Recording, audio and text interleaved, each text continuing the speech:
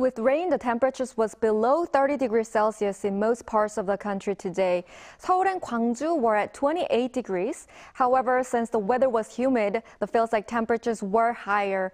After the rain stops today, the cold air will move south and tomorrow's temperatures will be lower than today. There will be no rain across the country tomorrow. Until tomorrow, strong winds will continue in the eastern parts of Gangwon-do Province. In addition, high waves will be seen on the east coast for the time being. Please refrain from going near the coastlines. Tomorrow morning, Seoul, Gwangju, and Daegu will start off at 19 degrees.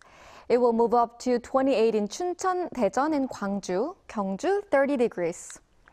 More rain is forecast on the southern coast and Jeju Island again from Wednesday. That's all for Korea. Here are the weather conditions around the world.